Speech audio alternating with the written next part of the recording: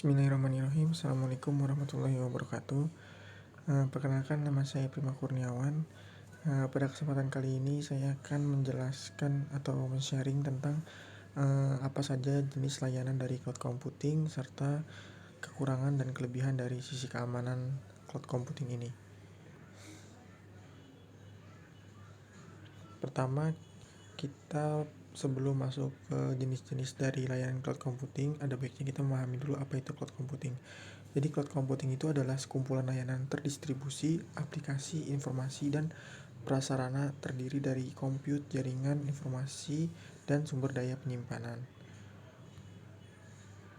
Untuk jenis-jenis layanan cloud computing itu secara umum ada 3, yaitu ada software as a service, platform as a service, dan infrastruktur as a service. Untuk software as a service itu sendiri adalah layanan cloud computing berupa perangkat lunak di mana user bisa menggunakan layanan tersebut tanpa perlu memikirkan teknis penyimpanan dan pengelolaan datanya. Contoh dari service as a service adalah seperti Google Spreadsheet, Gmail, Gdoc, Facebook, dan lain-lain. Kemudian selanjutnya ada platform as a service. Jadi platform as a service ini adalah kategori layanan komunikasi awan yang menyediakan platform yang memungkinkan pelanggan untuk mengembangkan, menjalankan, dan mengelola aplikasi tanpa kompleksitas membangun dan memelihara infrastruktur yang biasanya terkait dengan pengembangan dan peluncuran aplikasi.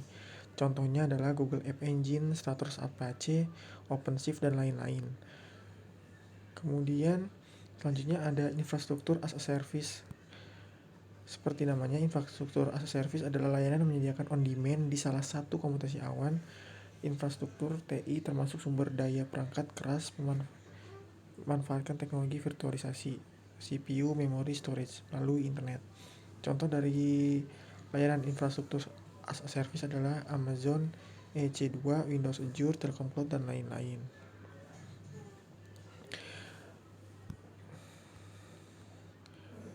Selanjutnya,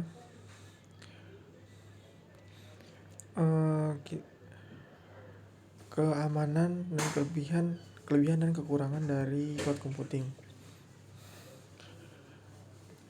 Sebagai perusahaan cloud computing, maka sudah sepantasnya menyediakan ketenangan bagi penggunanya, yaitu dari segi keamanan, di mana setiap penyedia jasa cloud computing itu memiliki beberapa level security, diantaranya server access security, internet access security, database access security, data privacy security, dan program access security.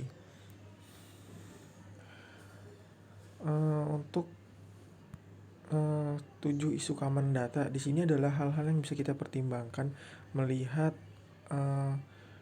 dari segi keamanannya. Ini bisa jadi nilai tambah bagi cloud computing dari segi keamanan, yaitu dimana cloud computing biasanya memiliki hak istimewa dan pengguna akses, peraturan kepatuhan, lokasi data, pembagian pemisahan data, pemulihan atau pembaruan, bantuan investigasi, dan kelayakan kelangsungan jangka panjang.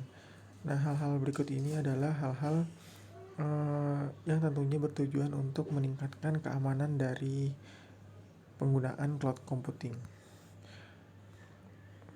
Namun terlepas dari kelebihannya, ada juga kekurangan dari cloud computing ini. Meskipun sudah dilakukan penambahan atau tingkat level keamanan, tentu pasti akan tetap bisa terjadi kekurangan. Di antaranya adalah disrupt service. Disrupt service ini terganggunya sinyal karena cuaca maupun bencana alam, sehingga layanan cloud computing tidak berjalan dengan semestinya. Hal ini bisa menyebabkan jika ingin transfer file itu bisa korup. Kemudian ada thief of information. Pencurian data sangat rentan terjadi di layanan yang menggunakan jaringan internet karena bisa diakses di mana saja dan semua orang bisa mengaksesnya.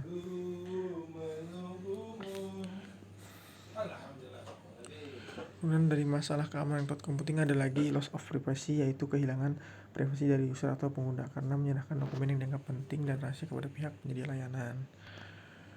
Kemudian damage informasi, data yang dimasukkan melalui jaringan internet dapat rusak karena koneksi jaringan pada poin pertama tadi yang kurang baik, sehingga data menjadi korup dan juga tidak bisa digunakan kembali.